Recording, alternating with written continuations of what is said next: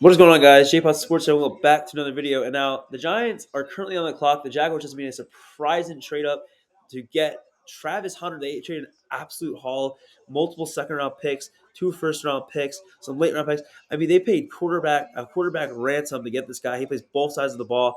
Now this is leaving the Giants at a good spot. They can go get the next best player, Abdul Carter. This is who I prefer, a guy that's really bendy, can really get all the edge. His first year at edge rusher, outstanding production, won college offensive player of the year. And then you go the other route, Shador Sanders. I don't like Shador Sanders at 3, I'll be honest. My opinion changed on it after a lot of the things that came out about like him not playing at the comp, I think really hurt his draft stock, not playing the Senior Bowl, because he was never really thought to be that number one pick. I mean, besides midseason the college year, but it seemed like other teams are turned off by Shador Sanders. The fact that the Browns were willing to trade that pick tells you what you need to know. I don't think he's worth the number 3 pick. I think you've got to go best player available here, especially when your coach and your GM job's on the line. You need to build the best roster possible. I would not go. I don't think he's good enough to go 3. If they go him, I'm not going to have a Daniel Jones reaction where I will want to jump off a bridge. So I won't be too happy with it, but I'll live with it. I do prefer Abdul Carter. I think if you have a blue chip prospect like that in your lap, you've got to run up to the podium and you've got to take him. I think there's been rumors where Jackson Dart could be a trade back in, but now that the Cleveland acquired so much capital that they're going to be able to probably get Jackson Dart. That's who they truly want. A guy that fits a similar skill set as Baker Mayfield, a reckless runner. The guy has a really good arm. He's like a Baker Mayfield model. I think the Giants just got to go be smart and go Abdul Carter here. They're on the clock, and let's see who they're going to go. I hope it's Abdul Carter. Pick us in. Here we go. Here we go. This is in the middle of the Knicks game. Actually, at halftime, they're winning, so let's hope they win that game. They're up 14. Good start for the Knicks. Pick us in for the Giants. So let's see who we're going to go. Hoping it's Abdul Carter. Need Abdul to be a Giant. I think the question with Kayvon Thibodeau comes is where, all right, what are we going to do with him? Is he going to be traded? Are you going to be able to use 3 pass rushers? But they also got Chauncey Goldson. They paid some good money to get him. So let's see what they do here with Kayvon Thibodeau. That's the big question mark. If they pick Abdul Carter, I expect the 5th-year option to be picked up to make him more attractive to be able to trade. So let's see what happens.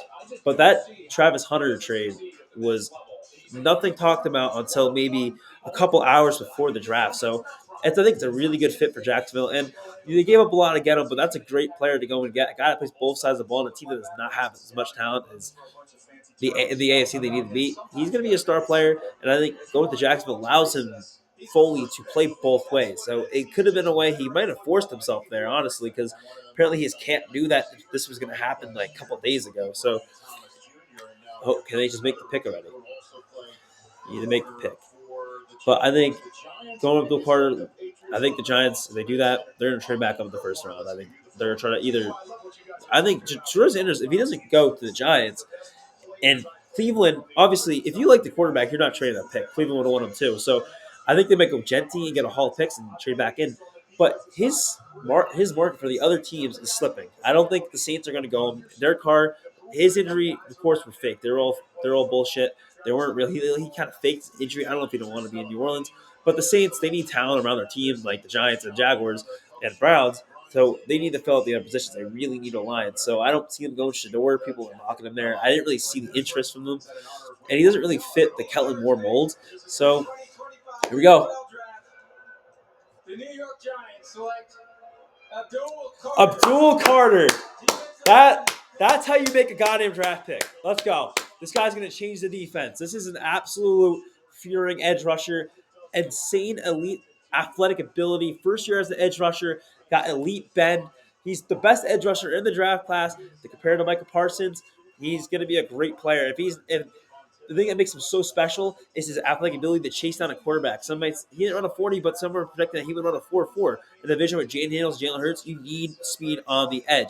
Now, some are saying because of his size, he may get picked on the run game, but he got so much room to grow. They're comparing him to Von Miller. I think he's a lot of Michael Parsons, Von Miller. He's that kind of edge rusher. This is a game record. Game record, game changer. They're the same thing, but this guy he will mess up that passing offense.